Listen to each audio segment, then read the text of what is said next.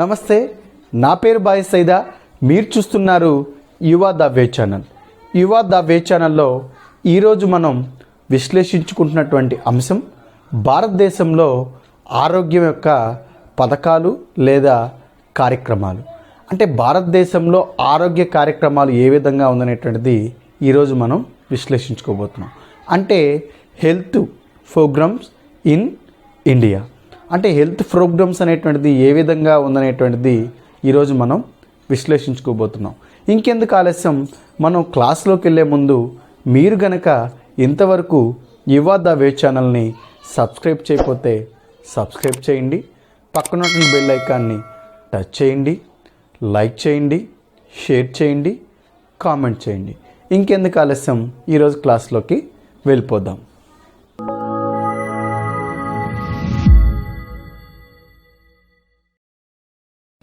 ఈరోజు మనం విశ్లేషించుకుంటున్న అంశం భారతదేశంలో ఆరోగ్య కార్యక్రమాలు, అంటే హెల్త్ ప్రోగ్రామ్స్ ఇన్ ఇండియా.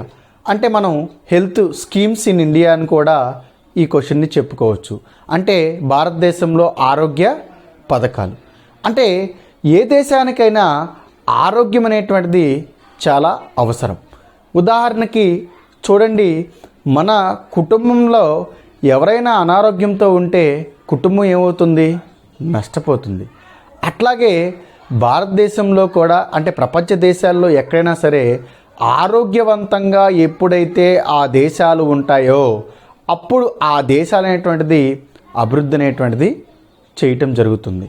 కాబట్టి అభివృద్ధి చెందాలంటే ఆరోగ్యపరంగా ఆ దేశంలో ఉన్నటువంటి ప్రజలందరూ కూడా ఆరోగ్యవంతంగా ఉండాలి. ఈ ఆరోగ్యవంతంగా ఉండాలంటే ఆ దేశంలో ఉండేటువంటి నివసించేటువంటి ప్రజలకి ఒక ఆరోగ్యపరమైనటువంటి పథకాలు కూడా అవసరం. అంటే వైద్య సేవల్ని వాళ్ళకి అందించాలి. ఆ ప్రజలకి ఎప్పుడైతే వైద్య సేవలు అందుబాటులోకి వస్తాయో అప్పుడు ఆ ప్రజలందరూ కూడా ఆరోగ్యవంతంగా ఉంటారు. కాబట్టి ఆరోగ్యం గురించి మనం గత క్లాస్లో వివరించుకున్నాం, అంటే ఇంపార్టెన్స్ గురించి చెప్పుకోవడం జరిగింది. అయితే ఈరోజు భారతదేశంలో ఆరోగ్య పథకాలు ఏ విధంగా ఉందనేటువంటిది మనం విశ్లేషించుకోవటం జరుగుతుంది. అంటే ఆరోగ్యం అంటే మీ అందరికీ తెలుసు. అయితే మనం ఒక కుటుంబం తీసుకుందాం. ఆ కుటుంబ పెద్దకి అనారోగ్యంగా ఉంటే ఏమవుతుంది? ఆ కుటుంబం అంతా నష్టపోతుంది. కాబట్టి ఎవరికైనా ప్రజలకి వైద్యం అనేటువంటిది అందుబాటులో ఉండాలి.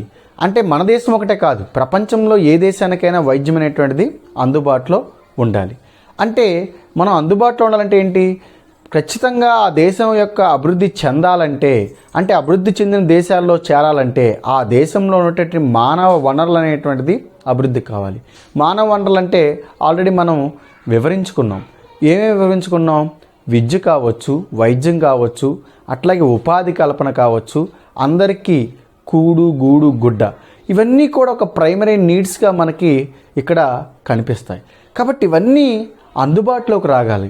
అప్పుడు ఎప్పుడైతే ప్రజలకి అందుబాటులో ఉంటాయో, అవన్నీ పుష్కలంగా అందుతాయో అప్పుడు ఆ దేశం అనేటువంటిది అభివృద్ధి చెందుతుంది. కాబట్టి అభివృద్ధి చెందాలంటే ఆ దేశంలో ప్రధానంగా విద్య అనేది అభివృద్ధి కావాలి. విద్యతో పాటు ఆ దేశంలో ప్రజలందరూ కూడా రోగాల బారిన పడకుండా లేదా ఆరోగ్యవంతంగా ఉండాలంటే ఆ దేశంలో ఆరోగ్య విధానం కూడా ఒకదాన్ని మనం ఖచ్చితంగా రూపొందించుకోవాలి. కాబట్టి ఆ రకమైనటువంటి రూపొందించుకుంటున్న దాంట్లో భారత ప్రభుత్వం ఎటువంటి పథకాలను అమలు చేస్తుందనేటువంటిది ఇప్పుడు మనం వివరించుకోబోతున్నాం. ఆ పథకాలు ఏంటనేటువంటిది చూద్దాం. దేశంలో అమలవుతున్నటువంటి ఆరోగ్య పథకాలు అంటే మనకి హెల్త్ స్కీమ్స్ ఇన్ ఇండియా.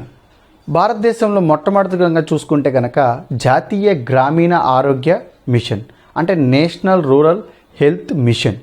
అట్లాగే సెకండ్ వచ్చేసి జాతీయ నగర ఆరోగ్య మిషన్, అంటే నేషనల్ అర్బన్ హెల్త్ మిషన్.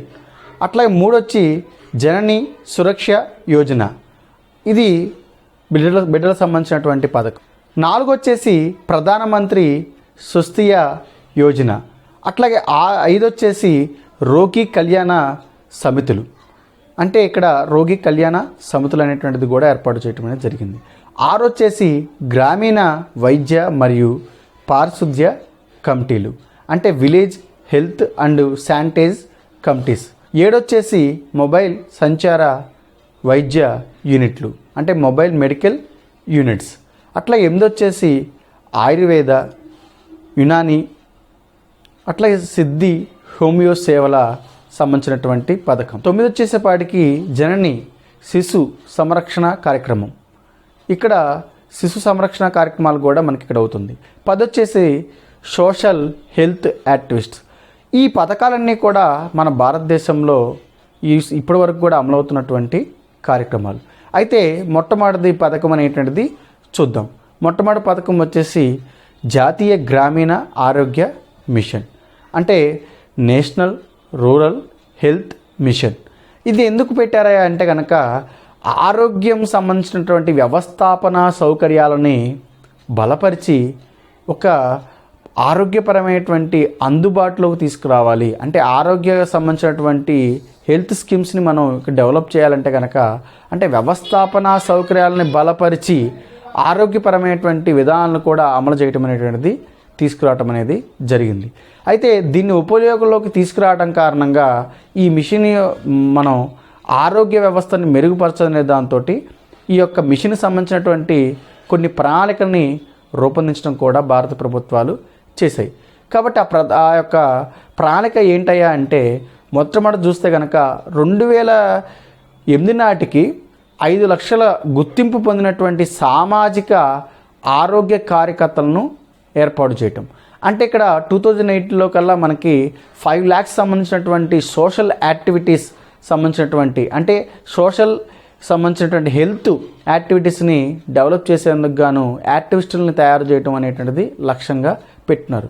అంటే ఒక ఆరోగ్య సేవలు అనేటువంటి దాన్ని తీసుకువెళ్ళాలంటే ఆ ఆరోగ్య సేవలను అమలు చేయడానికి కావాల్సినటువంటి కార్యకర్తల్ని, అంటే ఆరోగ్యపరమైనటువంటి కార్యకర్తల్ని ఏర్పాటు చేసుకోవడం అనేది చేయాలనేది లక్ష్యంగా పెట్టుకున్నారు. ఏది జాతీయ గ్రామీణ ఆరోగ్య మిషన్లో. అట్లా 2 వచ్చేసేపాటికి అన్ని ఉప కేంద్రాల్లో, అంటే అన్ని ఉప కేంద్రాల్లో 2010 నాటికి ప్రతి ఉప కేంద్రంలో 2 నర్సులు ఉండేలాగా, పనిచేసేలాగా చేపట్టాలని ఓ పథకం రూపొందించారు. అంటే మనకి నర్సెస్ అనేటువంటి వాళ్ళు చాలా అవసరం.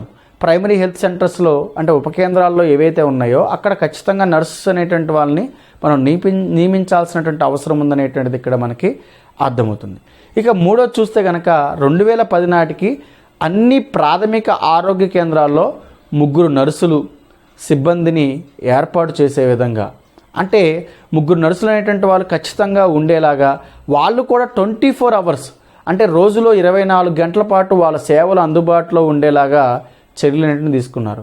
అంటే మనకి 2010 కల్లా వాళ్ళ సర్వీసెస్ 24 సర్వీసెస్ అనేటువంటిది డైలీ ఇంప్రూవ్మెంట్ చేయడం కోసం ఈ పథకంలో చేయడం జరిగింది. 4 2012 నాటికి, అంటే 2012 నాటికి దాదాపు 6500 కమ్యూనిటీ ఆరోగ్య కేంద్రాలను, అంటే కమ్యూనిటీ ఆరోగ్య కేంద్రాలను స్థాపించి ప్రతి కేంద్రంలో 7 ప్రత్యేకమైన నైపుణ్యం ఉన్నటువంటి వారిని 9 మంది వైద్యులను నియమించే విధంగా చర్యలు తీసుకోవాలనేటువంటి లక్ష్యంగా పెట్టినారు. అంటే మనకు 5 చూస్తే కనుక 2012 నాటికి దాదాపు 1800 తాలూకాలో, అంటే 1800 మండల కేంద్రాల్లో, మండల స్థాయిలో వైద్య సదుపాయాలని ఉన్నటువంటి వైద్యశాలను దాదాపు 600 జిల్లాల్లో వైద్య సదుపాయాలను, వైద్య కళాశాలను బలోపేతం చేయాలని లక్ష్యంగా పెట్టుకున్నారు. అంటే 2012 నాటికి దాదాపు 1800 మండలాల్లో, అట్లాగే 600 జిల్లాల్లో ప్రాథమికమైనటువంటి ఆరోగ్య కేంద్రాలని బలోపేతం చేయడానికి సంబంధించిన పాలసీని కూడా మనం ఇక్కడ ఏర్పాటు చేసుకోవటం అనేది జరిగింది. ఇక 6 చూస్తే కనుక దాదాపు 2009 నాటికి ప్రతి జిల్లాలో ఒక సమగ్రమైనటువంటి సమాచార వైద్య యూనిట్లని ఏర్పాటు చేయటం. అంటే ఇక్కడ జిల్లాలో సమాచార వైద్య యూనిట్ని ఏర్పాటు చేయటం కూడా, స్థాపించడం కూడా లక్ష్యంగా మనం పెట్టుకున్నాం. అంటే ఇక్కడ మెడికల్ సంబంధించినటువంటి డైలీ ప్రోగ్రామ్స్ని కూడా ఇంప్లిమెంట్ చేయాలని పెట్టినారు. అంటే ఇక్కడ మనం ఈ జాతీయ గ్రామీణ ఆరోగ్య మిషన్ ద్వారా ఏం సాధించాలనుకుంటున్నాం? ఇప్పుడు ఈ చెప్పున్నటువంటి 6 లక్ష్యాలని మనం ముందు పెట్టుకొని ప్రజలందరికీ కూడా వైద్య సేవలు అనేటువంటి దాన్ని అందుబాటులోకి తీసుకురావాలి. అట్లాగే వైద్య సంబంధించిన ప్రాథమిక ఆరోగ్య కేంద్రాలని, ఉప కేంద్రాలని అభివృద్ధి చేయాలి. అట్లాగే నర్సులను కానీ వైద్యులను కానీ పెంచాలి. అట్లాగే కాన్పులు ఏవైతే ఉన్నాయో అక్కడికి జరిగేలాగా చూడాలనేటువంటిది లక్ష్యంతో మనం పెట్టుకోవడం అనేది జరిగింది. అంటే గ్రామీణ ప్రాంతంలో ఆరోగ్య వ్యవస్థని బలోపేతం చేయడం కోసం ఈ లక్ష్యాలతోటి ప్రభుత్వాలు అనేటువంటిది ముందుకెళ్ళాలంటే దాంతో ప్రణాళికని రూపొందించడం జరిగింది. అట్లాగే రెండోది కనుక మనం చూస్తే కనుక జాతీయ నగర ఆరోగ్య మిషన్, అంటే నేషనల్ అర్బన్ హెల్త్ మిషన్. ఇది ఏ లక్ష్యంతో పెట్టారా అంటే నగరంలో పేదవారు, అట్లాగే మురికివాడలో నివసించే వారికి, అట్లాగే మురికివాడలో పనిచేస్తూ ఏదైతే అల్ప ఆదాయం ఉన్నటువంటి అల్ప స్థాయిలో ఆదాయం ఎవరైతే ఉన్నారో, అట్లాగే నిర్వాసితులు ఎక్కడ వేరే వేరే గ్రామాల నుంచి వచ్చి పట్టణాల్లో నివసిస్తున్నటువంటి వలస కార్మికులు కావచ్చు, అట్లాగే అనేక మంది కార్మికులు జీవనం సాగిస్తూ ఉంటారు. కాబట్టి వాళ్ళకి సంబంధించినటువంటి ఆరోగ్య అవసరాలు తీర్చడం కోసం ఈ యొక్క జాతీయ నగర ఆరోగ్య మిషన్ అనేటువంటి దాన్ని ఏర్పాటు చేయడం జరిగింది. అంటే కనీసం 1,00,000 జనాభా ఉన్న పట్టణ ప్రాంతాల్లో ఈ పథకం అనేటువంటిది వర్తిస్తుంది. అంటే మనకి 1,00,000 పీపుల్ ఎవరైతే ఉంటారో ఆ పీపుల్ ఉన్నటువంటి వాళ్ళందరికీ కూడా ఈ నగరం సంబంధించినటువంటి పథకం అనేటువంటిది అమలవుతుంది. అట్లాగే మూడోది కనుక చూస్తే కనుక జనని సురక్ష యోజన.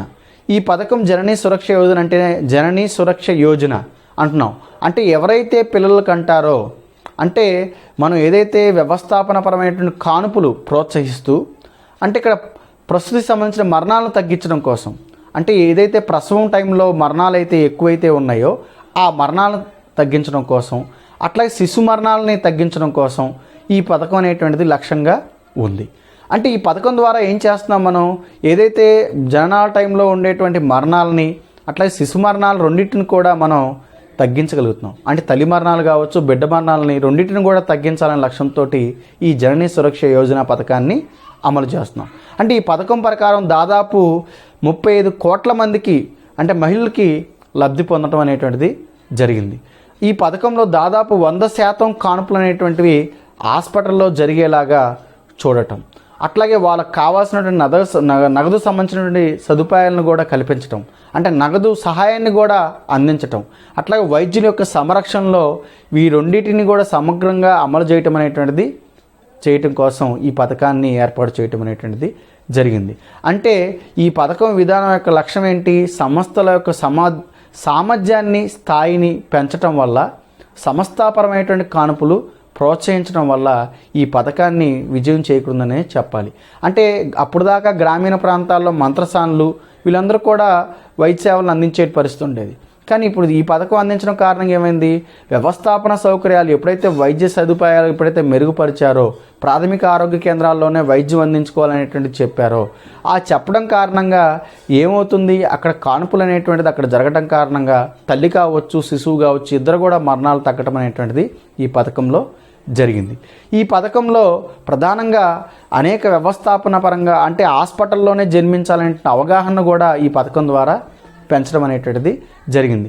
దీని కారణంగా వాళ్ళ యొక్క మరణాలను మనం తగ్గించడం కారణంగా వైద్య వ్యవస్థను ఒక రకంగా మెరుగుపరిచిందిగానే మనం చెప్పుకోవచ్చు. నాలుగోది కనుక మనం గమనిస్తే కనుక ప్రధానమంత్రి స్వస్థీయ యోజన.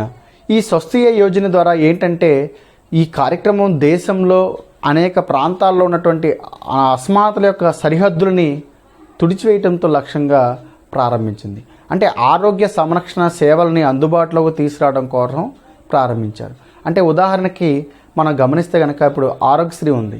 అంటే అనేక రకాల పథకాలు అనేటువంటిది ఈ రకమైనటువంటి పథకంగా, అంటే ఆరోగ్యశ్రీ పథకం లాంటిది అనేటువంటిది కూడా మనం ఇక్కడ చెప్పొచ్చు. అంటే అనారోగ్యంతో గుండె జబ్బులు కావచ్చు, అట్లాగే క్యాన్సర్ సంబంధించిన జబ్బులు కావచ్చు, అట్లాగే అనేక రకాలైనటువంటి పెద్ద పెద్ద వ్యాధులు ఏవైతే ఉంటాయో ఆ వ్యాధుల్ని పేద కుటుంబాలు చేయించుకోలేవు. కాబట్టి వాటికి సంబంధించినటువంటి పథకాలకు సంబంధించినటువంటి కూడా అందించడం కోసం ఈ యొక్క ప్రధానమంత్రి స్వస్థీయ యోజన అనేటువంటి పథకం ద్వారా అందించడం అనేటువంటిది జరుగుతుంది. అట్లాగే రోగి కళ్యాణ సమితులు, అంటే ఇప్పుడు మనకి దీనికి సంబంధించినటువంటి గ్రామీణ ప్రాంతాల్లో రోగాన బారిన పడుతున్నటువంటి వాళ్ళందరినీ కూడా ఐడెంటిఫై చేసి, అంటే వాళ్ళందరినీ కూడా ఒక రకమైనటువంటి సంరక్షణ చేయడం కోసం ఈ సమితులు అనేటువంటి దాన్ని కూడా ఏర్పాటు చేయడం అనేటువంటిది జరిగింది.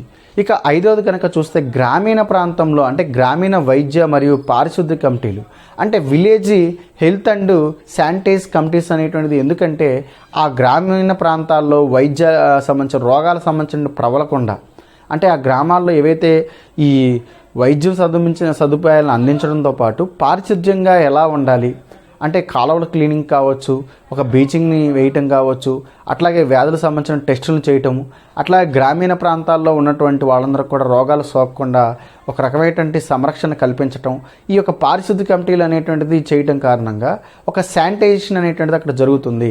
అంటే ఒక పారిశుద్ధ్యం అనేది జరగటం కారణంగా చెట్లు పెరగకుండా కానీ నీటిలో ఎట్లా తాగాలి, నీటిని సంబంధించిన అవగాహన కూడా వీటి ద్వారా అందించడం అనేటువంటిది ప్రభుత్వ లక్ష్యంతో పెట్టుకొని గ్రామీణ వైద్య మరియు పారిశుద్ధ్య కమిటీలను కూడా ఏర్పాటు చేయడం అనేటువంటిది జరుగుతుంది. ఇప్పుడు పోలియో చుక్కలు వచ్చినాయి, మన గ్రామీణులు పెట్టి మనకు వేస్తున్నారు కదా. అట్లాగే వ్యాధులు ప్రబలుతాయేటువంటిది ఎందుకు, క్లీనింగ్ లేకపోతే ఎక్కడైతే మరుగు పోగుపడుతుందో ఆ మరుగు పోగుపడటం కారణంగా అనారోగ్యాలు అంటే ప్రబలుతుంది. అక్కడ దోమలు రావడం కారణంగా మలేరియా కావచ్చు, డెంగ్యూ కావచ్చు, ఇట్లాంటి వ్యాధులు ప్రబలుతాయి. కాబట్టి వీటన్నిటిని కూడా మనం పారిశుద్ధ్యంగా చేయాలంటే కనుక ఈ పారిశుద్ధ్య కమిటీలు అనేటువంటిది ఉపయోగపడతాయి. అట్లాగే ఈ గ్రామీణ వైద్య సంబంధించినటువంటి కార్యకలాపాలు ఎప్పుడైతే సాగుతుంటాయో ఒక హెల్త్ సంబంధించినటువంటి టిప్స్ను కూడా వాళ్ళు చెప్పడం అనేటువంటిది జరుగుతుంది. అట్లాగే ఏదైనా మలేరియా కానీ డెంగ్యూ సోకకుండా కావాల్సినటువంటి ప్రికాషన్స్ ఏవైతే ముందు జాగ్రత్తలు ఉంటాయో ఆ ముందు జాగ్రత్తలను కూడా ఈ కమిటీలు అనేటువంటిది చెప్పడం జరుగుతుంది. ఏడోది కనుక చూస్తే కనుక మొబైల్ సమాచార వైద్య యూనిట్లు, అంటే ఇక్కడ మొబైల్ మెడికల్ యూనిట్స్. అంటే ఇప్పుడు మన ఆంధ్రప్రదేశ్లో కనుక చూస్తే కనుక 104 మనం అమల్లో ఉంది. అంటే ఈ 104 సర్వీసులు ఏం చేస్తాయి, గ్రామీణ ప్రాంతాల్లోకి వచ్చి ఒక వారం రోజు క్యాంపెయిన్ పెట్టి వాళ్ళకు వైద్య పరీక్షలు నిర్వహించి వాళ్ళకు కావాల్సినటువంటి మందుల్ని అందిస్తాయి. అంటే ఎప్పుడైతే గ్రామీణ ప్రాంతం చాలా దూరంలో ప్రాథమిక ఆరోగ్య కేంద్రాలు కూడా చాలా 100 కిలోమీటర్ ప్రయాణం చేసేటువంటి ప్రాంతాలు కూడా ఉన్నాయి. అంటే కనీసం ఒక 30-40 కిలోమీటర్లు ప్రయాణం చేసి వైద్యం అందించుకోలేని స్థితిలో ఉన్నారు. కాబట్టి ఈ మొబైల్ సంబంధించినటువంటి సమాచార యూనిట్ల ద్వారా ఆ గ్రామాలకి వెళ్ళి ఆ గ్రామాల్లో వైద్య సదుపాయాలు అందించటం, వాళ్ళకి కావాల్సినటువంటి మందులను కూడా ఇక్కడ మనకి అందిస్తున్నారు. అట్లా ఎందుకు చూస్తే కనుక ఆయుర్వేదం సంబంధించి, అంటే ఆయుర్వేదం సంబంధించినటువంటి వైద్య సదుపాయాలను కూడా మెరుగుపరచటం, అట్లాగే ఆ ఆరోగ్యకరమైన సంబంధించిన ఆయుర్వేద సంబంధించిన మూలికలు కావచ్చు, వీటన్నిటికి సంబంధించిన వైద్య శాస్త్రాన్ని కూడా అభివృద్ధి చేయటం. 9 వరకు కనుక మనం గమనిస్తే కనుక జనని శిశు సురక్ష కార్యక్రమం అనేటువంటిది భారత ప్రభుత్వం అమలు చేస్తుంది. అంటే శిశువు సంబంధించినటువంటి పుట్టిన కాడి నుంచి కూడా ఎటువంటి జాగ్రత్తలు తీసుకోవాలి, పిల్లలకు సంబంధించినటువంటి పౌష్టికాహారాన్ని ఏ విధంగా అందించాలి, తల్లులకి పౌష్టికాహారం అందించడం కారణంగా ఆ శిశువు కూడా ఒక సంరక్షణలో ఉంటుంది. అంటే సురక్షితంగా ఉండాలంటే కనుక ఈ సురక్షణ ప్రోగ్రామ్ను కూడా భారత ప్రభుత్వాలు అమలు చేస్తున్నాయి. అట్లాగే సోషల్ హెల్త్ యాక్టివిస్ట్స్, అంటే ఇక్కడ మనం దేశంలో జరుగుతున్న అలాగే గ్రామీణ ప్రాంతంలో కావచ్చు, రాష్ట్రాల్లో కావచ్చు, అంటే ఒక మెడికల్ క్యాంప్ సంబంధించినటువంటి అవగాహన కల్పించడం కూడా చాలా అవసరంగానే ప్రభుత్వాలు అనేటువంటిది చర్యలు తీసుకోవాల్సిందిగా ఉంటుంది. అయితే చివరిదిగా మనం చూస్తే కనుక ఇవన్నీ మనం అమలు చేసినప్పటికి కూడా భారతదేశంలో ఎటువంటి చర్యలు తీసుకుంటున్నాము, ఎటువంటి పథకాలు అమలు చేస్తున్నటువంటిది వీటి విధంగా చెప్పొచ్చు. అంటే ఆ యొక్క వ్యవస్థని బాగు చేయాలంటే కనుక ఇవి ఇప్పుడు ఏవైతే మన భారత ప్రభుత్వం అమలు చేస్తున్నటువంటి చర్యలు ఉన్నాయో వీటన్నిటిని అమలు చేయడంతో పాటు మరిన్ని ఇంకా అనేక రకాల జాగ్రత్తలు కూడా తీసుకోవాల్సిన అవసరంగా మనం చెప్పుకోవచ్చు. అవేంటో చూద్దాం. వీటితో పాటు మనం ఏవైతే సురక్షితమైనటువంటి తాగునీరు, పారిశుద్ధ్యం, అంటే పారిశుద్ధ్యం అనేటువంటిది కూడా ఈ దేశంలో చాలా అవసరంగా మారింది. కాబట్టి మనం కలుషితమైనటువంటి తాగునీరుని తాగటం వల్ల రోగాల బారిన పడతాం. అట్లాగే పౌష్టికాహారం లోపం కారణంగా కూడా మనం రోగాల బారిన పడతాం. అట్లాగే మనకి నీటి అవసరమైనటువంటి చాలా అవసరం. అంటే సురక్షితమైనటువంటి నీటి సంబంధమైనటువంటి రోగాలు వచ్చేటువంటి గురి కావటం అనేటువంటి జరుగుతుంది. అంటే సురక్షితమైన నీరు ఎప్పుడైతే మనం తాగలేకపోతామో ఆ తాగపోవడం కారణంగా ఏమవుతుంది, అనారోగ్య సమస్యలు అనేటువంటిది దారితీస్తుంది. కాబట్టి అందుకే ఒక స్వచ్ఛమైనటువంటి తాగునీరుని కూడా అందించేందుకు ప్రభుత్వాలు అనేటువంటిది నిర్ణయం తీసుకోవాలి. అంటే ఏ దేశమైనా సరే ఒక సురక్షితమైనటువంటి మంచినీరుని అందించగలగాలి. అంటే నీటితో సంబంధం ఉన్నటువంటి రోగాలకి సంబంధించినటువంటి పారిశుద్ధ్యతను కూడా అమలు చేయాలి. అంటే పరిశుభ్రతని అక్కడ ప్రత్యేకంగా ఎప్పుడైతే అమలవుతుందో అప్పుడు రోగాలను బారిన పడకుండా జాగ్రత్తలు అనేటువంటిది తీసుకోవచ్చు. అట్లాగే ఆరోగ్య సూచికలకు సంబంధించినటువంటి విషయంలో భారత ప్రభుత్వం సాధించాల్సిన అవసరం ఎంతైనా ఉంది. ఇంకా ఆరోగ్యపరమైనటువంటి పథకాలను అమలు చేయాల్సిన అవసరం, ప్రాథమికంగా వాళ్ళకి అందించాల్సిన అవసరం ఎంతైనా ఉన్నటువంటిది మనం పెట్టుకోవచ్చు. అయితే 12వ పంచవర్ష ప్రణాళికలో ఆరోగ్య లక్ష్యాలుగా 2016-17 సంవత్సరంలో ఆరోగ్య లక్ష్యాలు అనేటువంటిది ఈ విధంగా మన భారత ప్రభుత్వాలు పెట్టుకోవడం అనేది జరిగింది. 12వ పంచవర్ష ప్రణాళికలో ఆరోగ్య లక్షణాలు 2016-17 అనేటువంటిది ఏంటో ఇప్పుడు చూద్దాం. 12వ ప్రణాళికలో ఆరోగ్య లక్ష్యాలు 2016 నుండి 2017. 1. ప్రసూతి మరణ రేటును MMR లక్షకు తగ్గించడం. 2. శిశు మరణ రేటు IMR ని 1000కు 19 తగ్గించడం. 3. మొత్తం ప్రసూతి రేటు TFR ని 2.1కి తగ్గించడం. 4. పరిశుభ్రమైన త్రాగునీరు అందరికీ అందించడం. 5. పౌష్టికాహారం లోపాన్ని 3 సంవత్సరాల పిల్లల్లో 2015 నాటికి 29%, 2017 నాటికి 27% తగ్గించడం. 6. స్త్రీలలో, బాలికల్లో రక్తహీనత అనీమియా 28% వరకు తగ్గించడం. 7. స్త్రీ పురుషుల నిష్పత్తి వయస్సును 0 నుండి 6 సంవత్సరములు 914 నుండి 935కు పెంచడం. Health targets in the 12th Plan 2016-2017-1. Reducing the maternal mortality rate MMR to 100,000. 2. Reducing the infant mortality rate IMR to 19 per 1,000. 3. Reducing the overall maternity rate TFR to 2.1. 4. Provide clean drinking water to all. 5. Malnutrition in 29-year-olds is 29% by 2015 and 27% by 2017, reducing to percentage. 6. Reducing anemia in women and girls by up to 28%. 7. Raising the sex ratio age of 0 to 6 years from 914 to 935. 12వ పంచవర్ష ప్రణాళికలో 12వ ప్రణాళికలో ఆరోగ్య లక్ష్యాలు 2016-17లో కనుక మనం ఇప్పుడు చూసిన విషయాలన్నీ కూడా ఖచ్చితంగా ఎప్పుడైతే అమలు జరుగుతాయో ఆ దేశం అనేటువంటిది ఖచ్చితంగా అభివృద్ధిలో ముందుకెళ్తుంది. కాబట్టి ఇక్కడ మనం ముఖ్యంగా చెప్పుకోవాల్సింది ఏంటంటే, ఈరోజు కూడా అందరికీ వైద్యం అనేది అందుబాటులో ఉందా, అలాగే ఖరీదుగా కార్పొరేట్ సంస్థలకి అప్పచెప్పకుండా ప్రభుత్వాలే వైద్య వ్యవస్థని అందిస్తున్నాయా అనేటువంటిది ఈరోజు కూడా మనకి ప్రశ్నార్థకంగానే ఉన్నాయి. అలా ప్రశ్నార్థకం కాకుండా ప్రజలందరికీ కూడా ఎప్పుడైతే వైద్యం అనేటువంటిది అందుబాటులోకి వస్తుందో, ప్రజలందరూ కూడా వైద్యం ఎప్పుడైతే పూర్తి స్థాయిలో పొందగలుగుతారో అప్పుడు ఆ దేశం ఆరోగ్యంగా ఉంటుంది, ఆ ప్రజలు ఆరోగ్యవంతంగా ఉంటారు. కాబట్టి దేశం కూడా ముందంజలో ఉండి ఆరోగ్యంగా ఉండి ఒక జాతీయ ఆదాయాన్ని పెంచడానికి కావాల్సినటువంటి శ్రామికులు ఆరోగ్యవంతంగా ఉండటం కారణంగా ఆ దేశీయ జాతీయ ఆదాయం కూడా ఆరోగ్యవంతంగా ఉంటుంది. నేషనల్ ఇన్కమ్ అనేటువంటిది ఎప్పుడైతే హెల్దీగా ఉంటుందో అప్పుడు ఆ దేశం అనేది డెవలప్డ్ అవుతుంది. కాబట్టి మనం డెవలప్డ్ అవ్వాలి, డెవలపింగ్ కంట్రీస్లో చేరాలి. డెవలపింగ్ కంట్రీస్లో ఎప్పుడైతే మనం చేరుతామో, డెవలప్డ్ కంట్రీస్లో ఎప్పుడైతే వెళ్తామో అప్పుడు ఆ దేశం అనేటువంటిది అభివృద్ధి చెందుతుంది. కాబట్టి మనం ఏ దేశంలో అయినా ఆరోగ్య వ్యవస్థ అనేటువంటిది అందరికీ ప్రజలకి ఉచితంగా అందుబాటులోకి రావాల్సినటువంటి అవసరాన్ని ఈ యొక్క లెసన్ ద్వారా మనం అర్థం చేసుకోవచ్చు. కాబట్టి మరిన్ని ఎకనామిక్స్ క్లాసెస్ కోసం మీరు యువా ద వే ఛానల్ని ఫాలో అవ్వండి. అట్లాగే ఇంతవరకు యువా ద వే ఛానల్ని సబ్స్క్రైబ్ చేయకపోతే సబ్స్క్రైబ్ చేయండి, పక్కనున్న బెల్ ఐకాన్ని టచ్ చేయండి, లైక్ చేయండి, షేర్ చేయండి. అట్లాగే ఖచ్చితంగా యువా ద వే ఛానల్ని ఫాలో అవ్వండి. Thank you for watching.